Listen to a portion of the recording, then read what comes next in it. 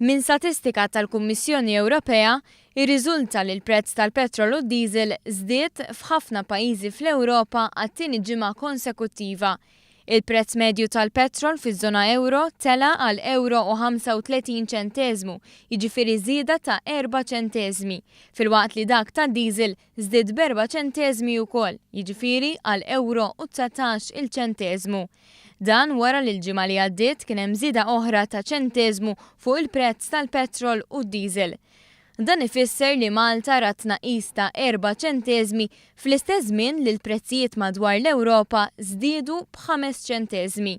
L-akbar żieda fil-prezzijiet tal-fuel inħasset fil-Belġju b'żieda ta' 9 ċenteżmi u 7 ċenteżmi fil-prezz tal-petrol u d-diesel rispettivament, filwaqt li fil-Ġermanja, fid-Danimarka, fl-Estonja, fil-Litwanja u fl-Iżvezja kien hemm żieda ta' 5 ċenteżmi.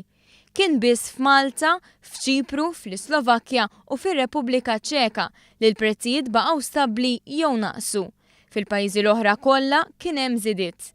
Fi-stqarrija l-Partit Laburista saħaq li l-istatistika tmeri id-diskors tal-kap tal-Oppożizzjoni illi hawn pajjiżi fiż-żona euro li għandhom il-prezz tal-fuel taħt l-euro u xejjen l-allegazzjonijiet li f'Malta hawn prezzijiet esaġerati tal-fuel.